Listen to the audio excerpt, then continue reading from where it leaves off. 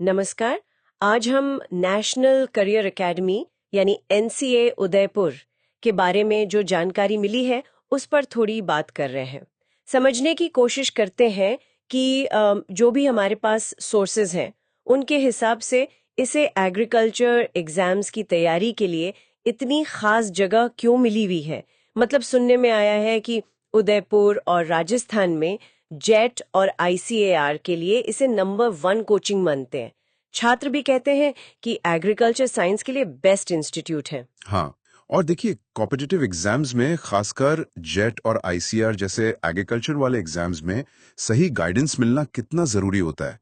तो जो जानकारी है उससे तो यही लगता है कि एनसीए उदयपुर ने मतलब इस फील्ड में अपनी एक पहचान बनाई है। अच्छा, एक बात और है जो थोड़ी अलग सी लगी।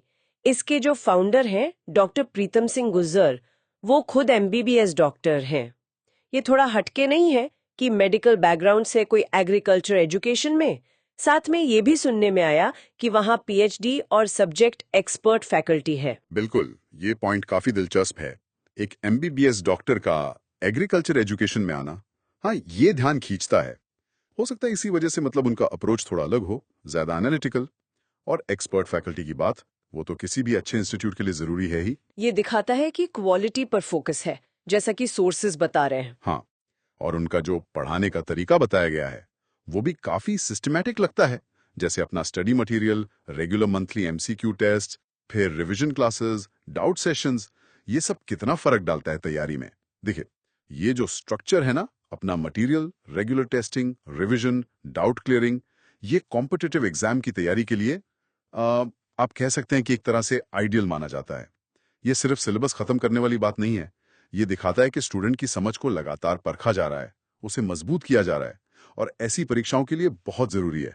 और एक चीज है उनकी फ्लेक्सिबिलिटी की। कोरोना टाइम में ऑनलाइन क्लासेस शुरू की थी। हाँ, वो तो कई जगह हुआ था। बिल्कुल, पर सुनने में आया है कि वो अभी भी चल रहे हैं ऑफलाइन के साथ साथ। और सिर्फ जेटीआई का ही नहीं, बल्कि नीट, एग्रीकल्चर, सीयूईटी, बीएचयू, इन सब की तैयारी और तो और एनिमल हस्बेंड्री जैसे स्पेसिफिक सब्जेक्ट्स भी कवर करते हैं। हाँ, ये ऑनलाइन ऑफलाइन का कॉम्बिनेशन तो आजकल बहुत जरूरी हो गया है। अलग अलग स्टूडेंट्स की जरूरतें पूरी होती हैं इससे। और इतने सारे एग्जाम्स और सब्जेक्ट्स को कवर करना, ये दिखाता है कि संस्थान, मतलब जैसा बताया जा रहा है, वो सिर्फ एक दो टारगेट पर नहीं, बल्कि एग्रीकल्चर में करियर बनाने वाले कई तरह के स्टूडेंट्स को कैटर कर रहा है। ये एक तरह से अडेप्टेबिलिटी भी दिखाता है।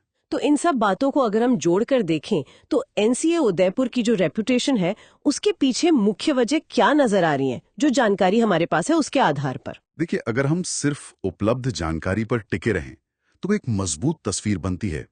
एक तो वो फाउंडर वाली बात, जिसका शायद अप्रोच पर असर हो, फिर अनुभवी फैकल्टी, तीसरा वो पूरा सिस्टमैटिक तरीका, study material, regular tests, revision, चौथा ऑनलाइन ऑफलाइन की सुविधा, और पांचवा वो wide range of courses. Sources तो यही कह रहे हैं कि इन्हीं वजहों से इसकी इतनी साख है। हाँ, मतलब जानकारी के हिसाब से तो ये तैयारी के लिए एक सॉलिड ऑप्शन लगता है एग्रीकल्चर वालों के लिए। बिल्कुल। और यहीं पर एक सोचने वाली बात आती है। ये सारी जानकारी फोकस करती है उन चीजों पर जो एंट्रेंस एग्जाम क्रैक करने में मदद कर सकती हैं, इसमें कोई शक नहीं।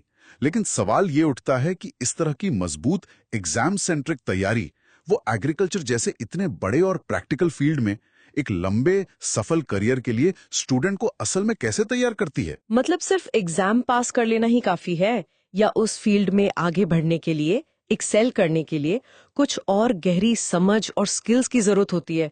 ये एक बड़ा सवाल है।